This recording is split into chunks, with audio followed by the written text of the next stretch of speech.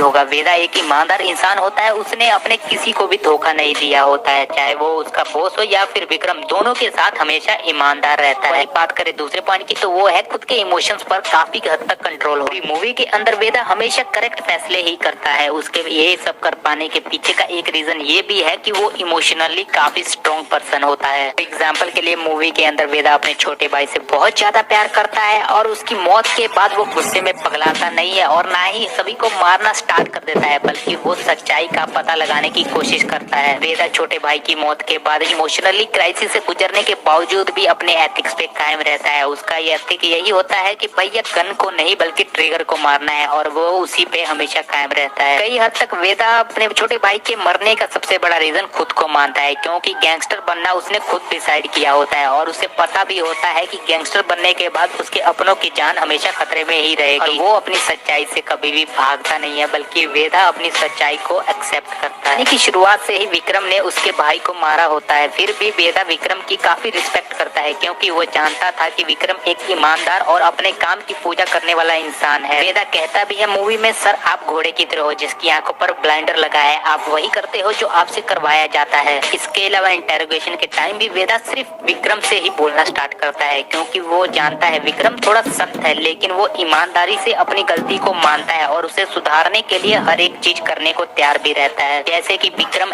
Movie के आखिरी में एसपी को मार देता है, क्योंकि करप्शन की स्टार्टिंग और उसकी गलती का सबसे बड़ा कारण वो एसपी ही होता है। तो हम इन सभी बातों से इतना तो समझ गए हैं कि वेदा का कैरेक्टर ईमानदार होता है, एथिक्स से भरा होता है और हमेशा सही फैसले लेता है। उसका प्रोफेशनल भले ही कितना बुरा होता है, लेकिन वो इंसान एक अच्छा होता है। और वेदा विक्रम पर गोली चलाएगा कि नहीं चलाएगा, इस पॉइंट से एकदम क्लियर हो जाएगा। वेदा विक्रम से कहता है कि सर आप गन की तरह हो और आपके साथी ट्रिगर की तरह। उसकी बात से क्लियर हो जाता है कि वेदा का कोई भी इंटेंशन नहीं था विक्रम को मारने का, क्योंकि वेदा को वो इंसान चाहिए था जिसने विक्रम का यूज किया है उसके छोटे भाई को मारने के लिए, और उसे ढूंढने के लिए वेदा को विक्रम की हेल्प चाहिए थी। यहाँ तक तो वेदा अब्बास को भी नहीं मारता जिसने उसके भाई के एनकाउंटर का प्लान बनाया होता है। वेदा तो सिर्फ सिगरेट में भरे गांजे वाले को ही मारता है, जो सब इस प्लान का मास्टरमाइंड होता है। उसी ने ऑर्डर दिया होता है और पैसे भी दिए होते हैं इस प्लान के लिए। तो इसे साफ क्लैरिफाई हो जाता है कि वेदा किसी भी बेगुनाह को नहीं मारता है, तो इसीलिए वो विक्रम के ऊपर भी गोली नहीं चलाएगा। हाँ, अगर वो विक्रम को मारना ही चाहता तो वो कभी भी टपका सकता था, क्योंकि वो डॉन होता है। वहीं बात करें क्लाइमेक्स के अंदर फाइट में भी वो उसे नहीं बचाता। इसी से हमारा दूसरा क्वेश्चन निकलता है कि भाई विक्रम गोली चलाएगा या फिर वेदा को जाने देगा, क्योंकि वेदा ने विक्रम की जान बचाई होती है और उसकी मदद भी की होती है। इसके लिए हम सबसे पहले विक्रम के नजरिए से सभी चीजों को देखने की कोशिश करते हैं और उसके कैरेक्टर को समझने की कोशिश करते हैं, जिससे हम आसानी से फैसला कर पाए कि विक्रम आखिर करेगा क्या। पहला पॉइंट, अगर हम बिना बकचोदी के सीधा बात करें तो विक्रम अगर गोली चलाना चाहता तो स्टोरी के मेन विलन का पता लगते ही वेदा को मार देता, क्योंकि विक्रम खुद कहता है कि वेदा की जरूरत बस अब्बास के मर्डर तक पहुंचने तक ही थी। वहीं हम दूसरे पॉइंट में थोड़ा विक्रम के कैरेक्टर को समझने की कोशिश करते हैं। विक्रम को हमेशा लगता था कि वो क्रिमिनल्स का एनकाउंटर करके इंसाफ कर रहा है, उसने किसी भी इनोसेंट को हर्ट नहीं किया है और ना ही किसी बेगुनाह को मारा है। बट विक्रम को उसका सिस्टम और वो जिन लोगों पर आंख मूंद के भरोसा करता है वही लोग उसे धोखा देते हैं। विक्रम को ये रियलाइज होते ही उसे लगता है कि उसके जजमेंट करने का नजरिया बहुत ही साधारण सा है और ये रियलाइजेशन उसे अंदर से एकदम तोड़ के रख देता है। पॉइंट नंबर 3 में विक्रम खुद के मोरालिटी सिस्टम को वेदा के मोरालिटी सिस्टम के आगे कमजोर पाता है, क्योंकि भले ही विक्रम को अपने सुपीरियर्स के मोटिव का नहीं पता होता है, बट इन द एंड उसके हाथ से ही गोली चली थी जिसके चलते एक इनोसेंट मारा गया। अब यहाँ पे जानबूझ के मारो या फिर अनजाने में, मौत का मतलब इंसान का मरना ही होता है, जो कि वापस लौट के कभी नहीं आ सकता।